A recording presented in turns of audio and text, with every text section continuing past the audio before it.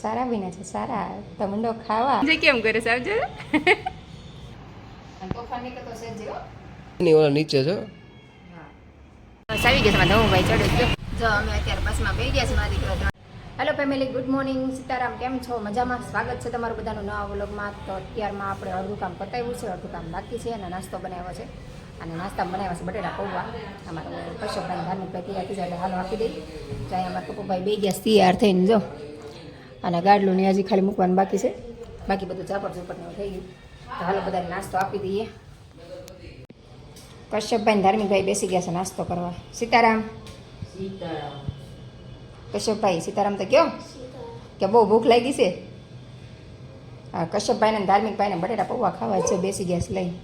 કા ધાર્મિક ક્યાંક બેના છે કે ટેસ્ટ કર્યો એમને સારા બેના છે સારા તમંડો ખાવા. હા બેનને જો હિંચકા ખાવાની કેવી મજા આવે છે? મજા આવે છે? આ હિંચકા ખાઈ છે દીકરી?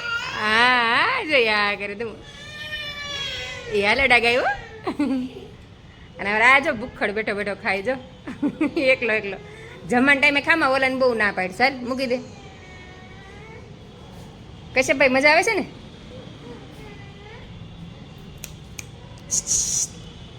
એને મજા આવે. સમજાવજો પવન આમ જો કેમ કરે સમજો કેમ જોવે છે. અત્યારે જો હું કામકાજ કરીને નવ રીતે બેઠી છું ને મારા ધાર્મિક ભાઈ ને કશ્યપભાઈ જો બે બાંધે છે. હું હાટું બોલો જમવા નથી એટલે જેમાં પેલા સુઈ જવું છે. ભૂખ નથી લાગી. આમ જો અમારે કપવું જો ગાટલું નાનું એવું છે ને એમાં બેન હોવું છે ને અમારા ઓમોભાઈ જો આટા મારે છે. અત્યારે જો કામકાજ કરી નવડીથી 3:45 થયા. હમણાં તો ઘડિયાળ પકડી ગઈ છે ને તો ટાઈમની ખબર જ નથી રહેતી કેટલા વાગી ગયા. તે 3:45 થયા મને એમ થયું કે 2 વાગ્યા છે. અને કપડાં હજી વીકવા છે તો કપડાં ઉકાણા નથી. અને કશ્યપભાઈ ગયા અમારે એને પગનું ડ્રેસિંગ કરવાનું હતું. હું ભાઈ જો હોઈ ગયા. અને કશ્યપને ઓમભાઈ ડ્રેસિંગ કરાવી ગયા. આમ જો ગાડલા ઉપર ચાદર જ ન રહેવા દે. આમ જો એને ચાદર પાથરા વગર હું ગમે તો ગાડલા ઉપર ચાદર પાથરો ને તો કાઢ નાખી કે મમ્મી કે ગરમી થાય ચાદરમાં. એને કરતાં એમને હોવાની મજા આવે. તો ગાડલા ઉપર રહે જ તમે જ્યારે જાઓ ને તો મારા ગાડલા ઉપર ચાદર જ ન હોય. અહીં જો પાથરી દીધી ને તો એ કાઢ નાખી. આવું કામ છે. તો કંઈ નહીં, હાલો ઘડી વાર આપણે આરામ કરીએ તો થોડું ઘણું કામ કરશું આપણે. કશ્યપભાઈના કપડાં પહેરું છું. કશ્યપભાઈને અમારે જવું છે ઘરે એટલે કકુભાઈ મોડું આ બધા બહુ હેરાન કરે છે. હેરાન કરે એટલે બી જવું છે તો જાવું પણ બિચાર નો છૂટકે જાવું પડે. તમે બધા નો હોય ઘરે પછી બિચારા શું કરે? એમાં એવું છે કે આજે અમારે છે ને અચાનક દેશમાં જવાનું નક્કી કર્યું છે. તો કશ્યપભાઈને અમારે મૂકવા જવાનું નગર અમારે કકુભાઈને કંઈ જવું નથી. કાંઈ કકુભાઈને કંઈ કહું ગયું ને કે ન ગયું? કપુ રોકાવા આવ્યો હતો પણ કીધું હવે અમે દેશમાં જઈએ તો પાછો આવશું. કાકુ આવીશ ને પાછો? ચાલો કકુભાઈના કપડાં અમારા ઘરે ગઈ. અમારા ઓમભાઈ જાય છે મૂકવા. ઓમભાઈ જો ભૂલી ગયા છે. કાંઈ નહીં, આલા કપૂર જતા કપડાં બધા ભરાઈ ગયા છે. રેડી? કાંઈ ભૂલ તો હતી ને. અને તોફાન નીકળતો છે જેવો અને મમ્મીને કામ ને એવું કરાવવા લાગજો. મદદ કરાવવાની ઘરે કોઈ કપડાં વ્યવસ્થિત કરતા શીખ્યા. બરાબર? તો ચાલો અમારા કશ્યપભાઈ જાય છે હવે. કશ્યપભાઈને અમે વિદાય આપી દઈ. જો થેલી પેલી લઈને તૈયાર થઈ ગયા. ચેન બેન બંધ કરી દીધી થેલીની. ક્યાં વહી ગયો પાછો? અને દમુભાઈ હુતા છે ને કબુભાઈ જાય છે એવું છે.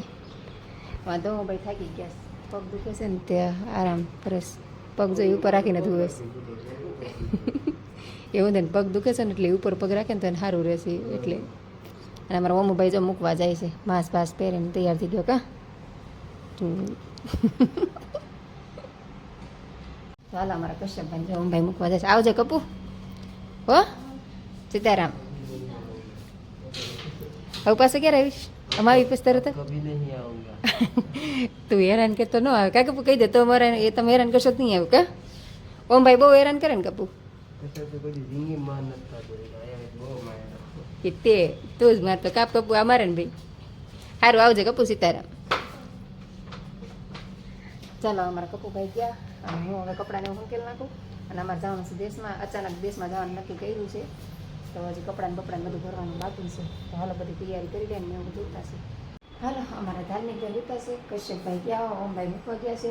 અને હું હવે થેલા ભરી લઉં કેમ કે અચાનક હવે દેશમાં જવાનું નક્કી થયું છે. તો ફટાફટ થેલાને એવું લઈને અત્યારે છે ને 4, 4:30 થઈ ગયા. જો અને પોતાના જ કપડાં ભરવાનું બાકી છે. અને સાંજે 10 વાગ્યાની બસ થેલા ભરી લઈએ હવે. હમણાં છે ને 2-3 દિવસથી તડકો બહુ પડે છે. મને થેલા ભરતા પહેલાં છે ને લીંબુ શરબત બનાવી નાખું. લીંબુ શરબત બનાવવાની તૈયારી કરું છું. આમાં છે ને ખાંડ થોડીક દળી નાખું. તો ઓમભાઈ તડકાના આવશે કપૂર મૂકી તો તડકો બહુ લાગશે ને તમે લીંબુ શરબત બનાવી રાખો. બહુ ગરમી પડે છે હમણાં 2-3 દિવસથી. રાતે સરસ ઠંડો પવન હોય પણ અત્યારે ગરમી પડે એટલે લીંબુ શરબત બનાવી નાખીએ તો ઓછી ગરમી લાગે. હું જો એટલા બધા લીંબુ લઈને લીંબુ રાખું એટલે કે ઉનાળામાં જોઈ કોણ કોણ બપોરે લીંબુ શરબત પીએ કોમેન્ટ કરજો. અને કેવા તડકા પડે છે. અમારે ત્યાં એમાં બહુ તડકા પડે ને ગરમી એટલી પડે છે. તમારે પડે છે ને ગરમી તો કોમેન્ટ કરો. આ પેન્ટ લેવાનું સારું હે? આ પેન્ટ લેવાનું એક આ બે પેન્ટ આ તો ધાર્મિક નું છે. પછી એક નીચે છે મારું એક પેન્ટ ઈ કપડા તો આમ વ્યવસ્થિત આમ રાખતો હોય ભૂસા કરી નાખી દેશે એટલે એવું તો થાય. રેવા દેવાય. હા હા હા બસ કે મૂકી મમ્મી દઈશ. જતું નથી ક્યાંથી જો મારું ત્રીજું પેન્ટ છે ને ઓલા નીચે છે હા કપડાની નીચે મારું. આ ટી-શર્ટ નથી લેવાનું. એ મારો થપ્પો નહીં એ કાંઈ નથી લેવાનું. પડી ગયેલા કપડા છે લેશે હારા. તને તો બોલતા આવડતું છે. તું તો બોલ. બોલી હેલા કો કામ કરવા દે. મમ્મી હાલો ને બસનો ટાઈમ થઈ ગયો છે. પછી આ વાસણ ખાલી કરવાનું બાકી છે. વાસણ મૂસ નાખું પછી ધૂળ ચડી જાય એમ કે તું બાની ખેલાનું કાઢું જાતે આવવાનું થઈ જાય. મારે એટલું કામ લાગે બાકી બધું થઈ ગયું છે. હા તો ચાલો આપણે જો કામકાજ કરીને નવરા થઈ ગયા છીએ. બધું કામ થઈ ગયું ને 9:45 થઈ ગયા છે. 10 વાગ્યાનો આપણે બસનો સમય છે. તો ચાલો આપણે ભૂરીખા દાદાનું નામ લઈને નીકળીએ. થેલા તૈયાર થઈ ગયા જો અહીં થેલા મૂકી દીધા છે અને અમારા ઓમભાઈ ધમુભાઈ ને પપ્પાને બધા આવે છે અને આપણે તૈયાર થઈ ગયા છે. તો હાલો હવે બસનો ફૂલ ટાઈમ થઈ જશે હમણાં. તો ચાલો તમે પણ બધા મારી સાથે ભાવનગર જવાનું છે. અમારા ધમુભાઈને છે ને ખુશી એવી ભારે પડી ગઈ છે ને એની વાત ન પૂછાવે. જો લંગડો અમારે હાલી નથી તકતી એવું થયું. 2-3 વાર હળદર લગાડી કાઢું હજી ફેર નથી પડ્યો ને કાંઈ નહીં દેહમાં જઈને બતાવી દઈશું કા. પગમાં હોજો આવી ગયો છે કદાચ હવે કોણ ખબર મવડાઈ ગયો છે વધારે પડતો કંઈ ખબર નથી પડતી. દેહમાં જઈને પછી બતાવી દઉં ડૉક્ટરને બાને બતાવશું પછી ખબર પડશે.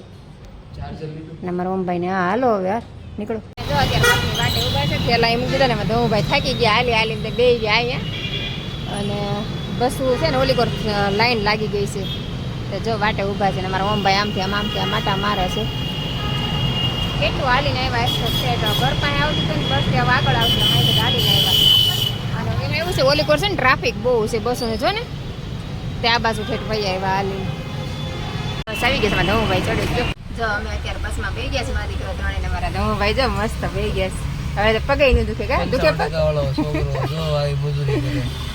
બિચારો કેવો ગોરી ગાય જેવો લાગે છે બસમાં બેસી ગયા સોફામાં. અને મારા ઓમુભાઈ લેવાનું નહોતા ને મારા ઓમુભાઈ પરાણે બેસી ગયા છે બસમાં મારા રેજો એમ નહોતો લેવાનું તો હાર બેસી ગયો કે નહીં મારે આવું જ છે. નગર મારે ધાર્મિક ને બેને જવાનું કદમું ઓમભાઈ પરાણે બેસી ગયા કા.